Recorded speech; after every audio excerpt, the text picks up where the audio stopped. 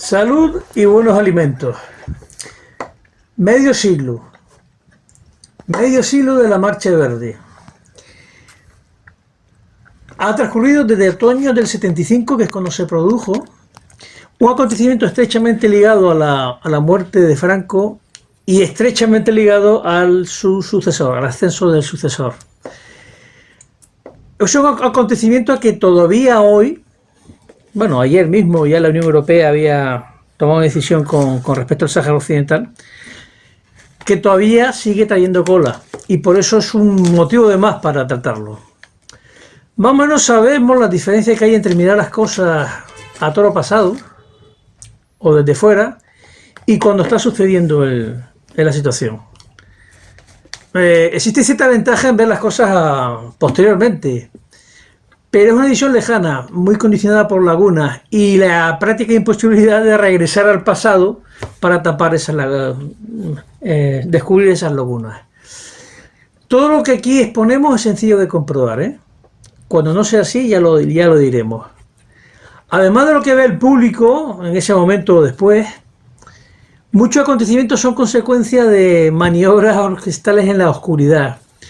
Aunque nunca hemos de exagerar esto, ni andar rebuscando tras el escenario para poder explicar cómo y por qué ocurren las cosas. La mayoría de las veces lo podemos hacer observando y analizando lo que ya estamos viendo. Por ejemplo, aumentando ya la Marcha Verde. En noviembre del 75 se apreció la implicación del Departamento de Estado gringo en la invasión impulsada por Rabat. Por la bandera de barras y estrellas no se escondía. Otra cosa es que algunos medios de difusión española sí lo hacían, pero otros los pusieron. Es decir, ya entonces podíamos constatar y analizar el hecho incontestable que Estados Unidos apoyaba al Reino de Marruecos y explicar por qué lo hacía, sin recurrir a conspiranoia alguna sobre la Unión de Repúblicas Cristianas de América del Norte, como la califican los seguidores del Opus. Recordemos también la situación interna, que en verano 73, 2 años antes, Franco ya había cedido la presidencia de gobierno a su mano derecha, Carrero, señal de su deterioro. En el mensaje navideño del 73, bueno, fue palpable el hecho del deterioro de Franco. Lo que pasa es que se podía explicar, mire, es que hace poco acaban de asesinar a Carrero, ¿no? En el mensaje navideño del 74 ya se apreció una cierta mejoría, pero durante el año 75, en los años del poder, sabía que Franco no iba a durar mucho. Podía morir en primavera, podía morir en verano, en otoño, en navidades o incluso a principios del 76.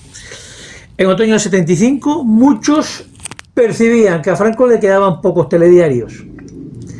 Todos sabían que el príncipe de Asturias iba a recibir, o ya lo estaba haciendo, todo el poder de Franco. Se desconocía la capacidad, la aptitud del sucesor. Entonces se sabía que heredaría, si no el carisma, lógicamente, sí todo el poder de Franco. Hablemos de los dos reinos. El reino de España, en el 75, contaba con casi 36 millones de españoles, ciudadanos o administrados. No había rey, a punto estaba de entrar uno, pero había regente. Era el generalísimo Franco, aunque no era el título oficial. El poder ejecutivo, por el delegado, estaba en manos de Carlos Arias, designado tras el magnicidio de Luis Carrero. El reino de Marruecos tenía, si España tenía casi 36, el reino de Marruecos tenía 17 millones. El ejército, aunque seguía teniendo mucho material obsoleto, ya había aprendido de la guerra de Ifni, que había ocurrido entre el 57 y 58, y había modernizado equipos y armas, sobre todo las fuerzas decisivas, la Legión, la Brigada Paracaidista, los Boinas Verdes, y la Armada Española, desfasada con respecto a otras, pero no lo estaba con respecto a la Marina Regia marroquina.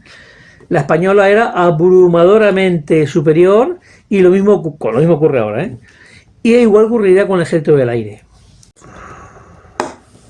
Datos sobre el Sáhara español.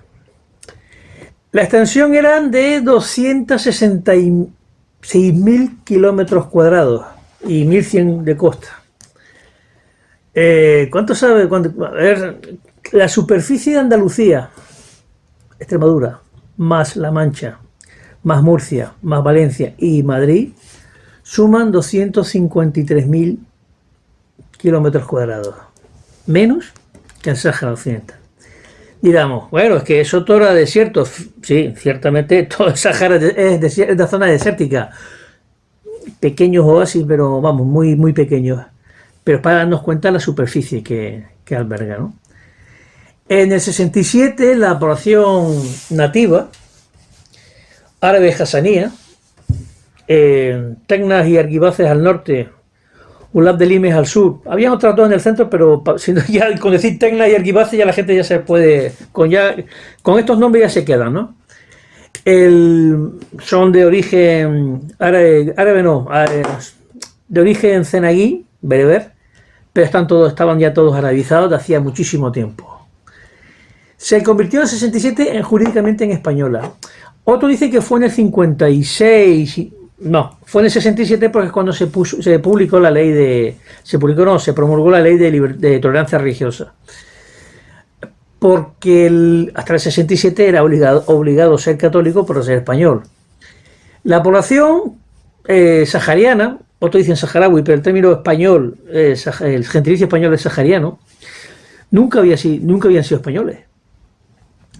Y entendamos que ningún contingente humano se hace ni mozambiqueño, ni húngaro, ni ruso, ni venezolano, ni español de golpe. Es verdad que los militares españoles sí estaban implicados en incorporarlos o integrarlos, que no asimilarlos, que no tiene nada que ver una cosa con la otra. Pero, y aunque esto actuaban quizás con paternalismo, ese era el objetivo que ellos tenían, estaban ligados, ¿no? Pero eso es una cosa, lo que quería el ejército. Otra cosa son la misma población, tanto canaria como peninsular, si estaban dispuestos a verlos como españoles. Aunque tú no eres español o francés, dependiendo de lo que otros o los vecinos si te ven o no te ven. Pero lógicamente, si tú no has sido ni francés ni húngaro, de la noche a la mañana tú no te haces español o húngaro. Ciertamente, ocurrió un incidente el 17 de junio del 70, un incidente notable porque ahí es cuando nacería el Frente Polisario. Hubo un incidente violento en un barrio de Dayun y eso lastró mucho la posibilidad de una integración. No vamos a tratar esos 5 años hasta el 75, que los golpes que hubo algunos golpes, algunas luchas, pero fueron muy escasas. Lo que vamos a indicar es que el Polisario estaba respaldado por el FLN, que era el partido único que gobernaba Argelia, y este era enemigo acérrimo del Reino de Marruecos. El Reino de Marruecos era aliado a la OTAN y Argelia era aliado a la Unión Soviética. Ojo, eran aliados, no vasallos. Tanto Marruecos como Argelia tenían una autonomía plena frente a los dos bloques. Marruecos se puede decir que era como parecido a lo que era Francia y Turquía en aquella época. Francia y Turquía eran los únicos estados de la OTAN con cierta autonomía. Entonces, ahora Francia no es autónoma. Marruecos, con apoyo franco-gringo, obtuvo la colaboración de Mauritania para reclamar el Sáhara español. Eso provocó el rechazo polisario, respaldado por Argelia. Así pues tenemos 5 actores directos y 3 indirectos. Vamos a ver los 5 directos, que es España, Marruecos, Polisario, Argelia y Mauritania. Mauritania es un actor menor, pero también está implicado. Comentemos el famoso referendo. En diciembre del 74, la Asamblea de la ONU pidió suspender el referendo previsto por España para principios del 75. Argumento: que el Sáhara Occidental estuvo históricamente vinculado a Marruecos y Mauritania, y al menos la Haya tenía que pronunciarse sobre esto antes, ¿no? Otro argumento: que miles de Tecnas y Ergivaces al norte del Sáhara, recordemos, estaban excluidos del censo, y lo mismo con miles de Ulad de Limes al sur, ¿no? A ver, esto, al menos esto último era cierto. España alegaba que esos Tecnas y Eribaces y esos Ulas de Lemes al sur no estaban asentados en el territorio sahariano. Pero claro, estamos hablando de poblaciones nómadas o que habían abandonado el nomadismo ayer. Este era el gran problema. El gobierno de Arias hizo caso a la ONU.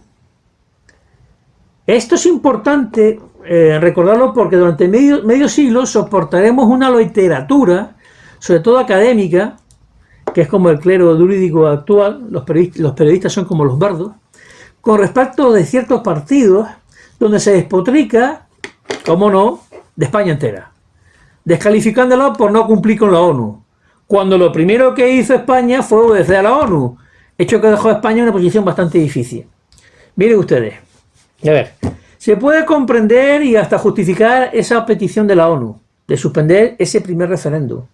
Lo que nadie debe aceptar es que durante medio siglo se hayan lanzado diatribas contra España por incumplir lo que la ONU al final resolvió pedir: celebrar el referéndum de autodeterminación del Sáhara Occidental, cuando al principio lo pidió que se suspendiera. Primero, no haga el referéndum. Segundo, bueno, sí, ahora sí, pero es más difícil. La presión del Reino de Marruecos por un lado y por delante, y el acoso del Polisario por detrás. Pero lo vas a hacer. Bien, octubre. A las 9 de la mañana del 16 de octubre del 75, ante el despiste de los medios de difusión españoles, la Corte Internacional de La Haya dictó su posición ante las reclamaciones de Marruecos y Mauritania y las alegaciones de España. Antes de nada, tengamos presente lo siguiente, y siempre ocurre. El poder, todo poder, se asienta en una expectativa de futuro. La expresión pato cojo, por ejemplo, se refiere a un dirigente que va a cesar su mandato dentro de poco,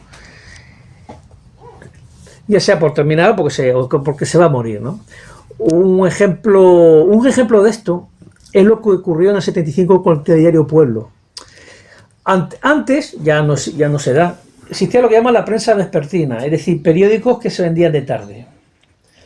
El rey indiscutible en aquella época de la prensa vespertina era el diario Pueblo. Fíjense la importancia que tenía el diario Pueblo, que era el tercer periódico más vendido de España. Por la mañana había otros dos, La Vanguardia y el ABC, por la mañana, que eran diarios privados. Y el diario Pueblo era un periódico llamado del Movimiento. A ver, hoy existe lo que es la prensa concertada. Toda la prensa española, toda ella, está pagada o por el gobierno nacional o por los gobiernos regionales, o ya directamente por Bruselas o por Londres, por la OTAN. No hay ninguna prensa realmente independiente, privada. Todos están pagados, o bien están pagados por ONG, que a su vez tienen dinero público. Pero no vamos a entrar en eso. El diario más importante del movimiento era el diario Pueblo, era El Rey Indiscutible de la Tarde, que llegaba en febrero del 75, llegaba a vender nada menos que 250.000 de ejemplares. 250.000. Fíjense, porque de pronto, de la noche a la mañana, el director del diario Pueblo, Emilio Romero, fue cesado por el gobierno de Arias. Y luego se supo que el gobierno de Arias, claro, ahí estaba el tema, que era el diario del movimiento, y que el gobierno lo podía hacer, que podía cesar y poner director. Esa destitución del director del Pueblo había sido pedida por el príncipe Juan Carlos. Oficialmente no tenía poder, pero ya era una perspectiva de futuro. Él mandaba, ya estaba mandando. Bueno, ocurrió que en noviembre del 75, de 250.000 se vendieron 25.000 diarios. O sea, esa jugada salió fatal. Si tú que ibas a ganar, lo que hizo fue que el periódico se fue bueno, no fue directamente a la porra, pero casi. El hecho más relevante, ya vamos al de la ONU, del cambio de opinión de la ONU, que no fue un cambio de opinión, simplemente que los votos cambian, eran entonces 144 asientos.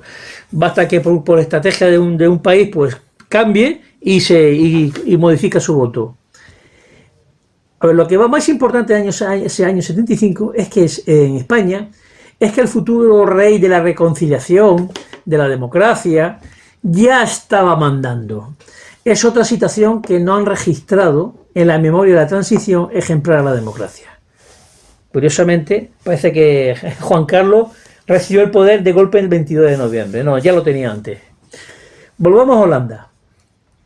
¿Dónde está La Haya? Corte de La Haya declaró que el territorio del Sáhara Occidental no era espacio nulo, como habían dicho los españoles, pero las reclamaciones históricas del Reino de Marruecos y de la República de Mauritania tampoco eran lugar porque si había existencia de vínculos de vasallaje y sumisión, que lo reconocía, eso no justificaba las reclamaciones de Marruecos y Mauritania.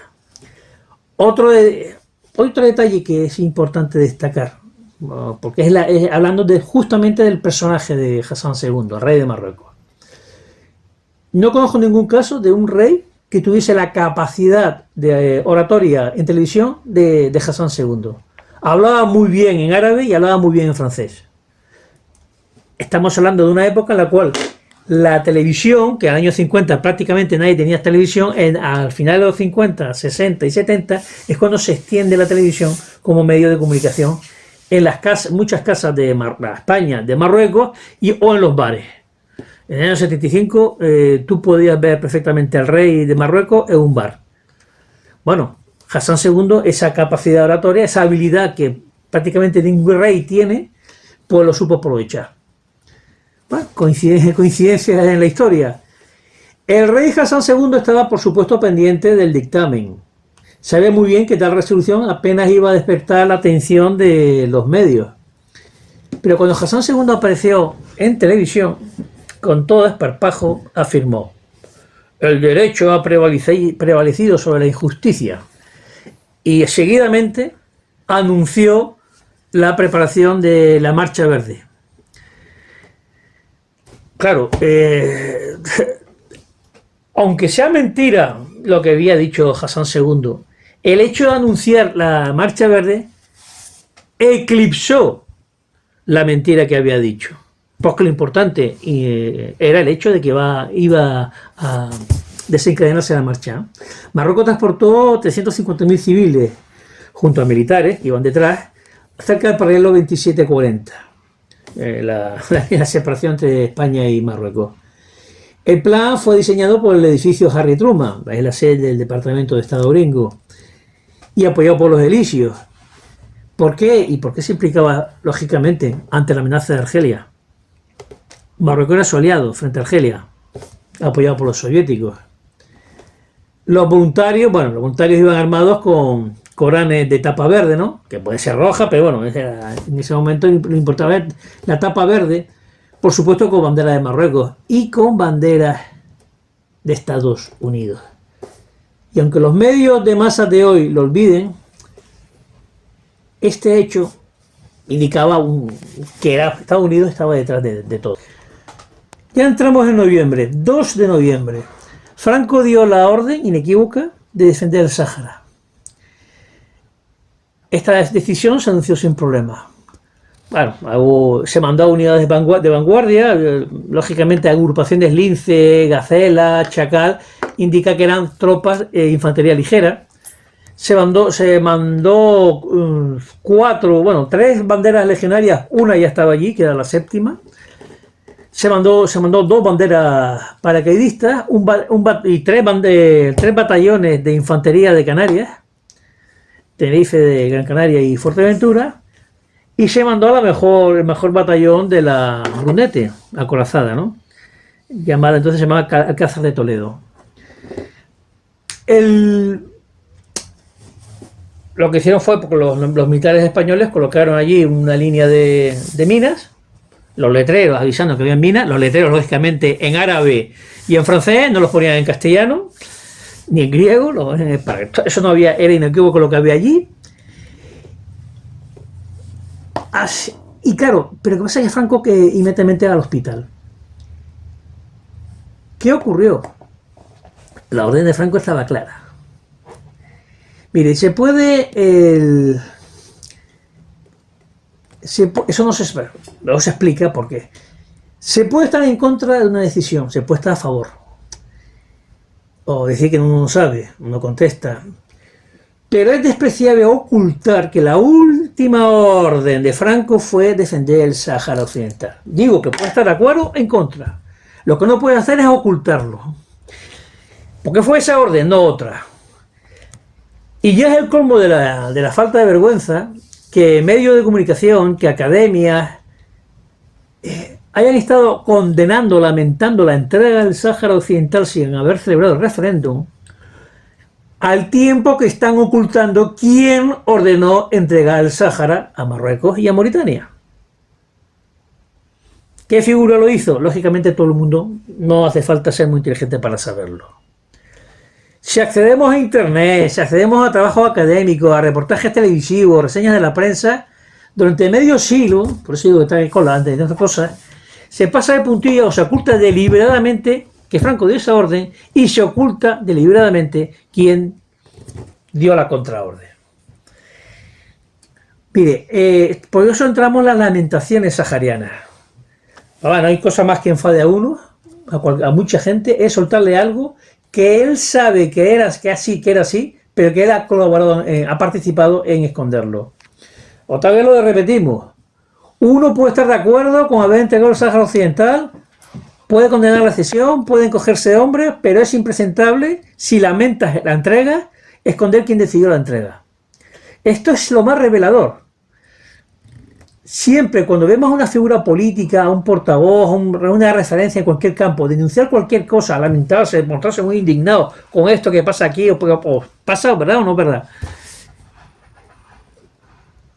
Mientras está ocultando quién toma esa decisión que tanto lamenta, lo que indica que es un impostor. Y esto es lo que ha venido ocurriendo con la inmensa mayoría de los que despotrican, indignados, o digamos los lamentadores, o podemos decir plañideras también, de la traición al pueblo saharaui, como llaman, del incumplimiento de nuestros deberes y compromisos internacionales o retahílas similares. La inmensa mayoría, ojo, porque algunos, muy pocos, lo que denominamos con desenfado la facción militar, cuyo motivo la movía era el orgullo de cuerpo y la honra del ejército, sí se han atrevido a señalar al máximo responsable. Salvar al rey. A ver, la mayor razón de peso para entregar el Sáhara Occidental era que la inmensa mayoría de los peninsulares y de los canarios, la práctica totalidad de ellos, nunca vieron ni estaban dispuestos a ver a los hasaníes como españoles.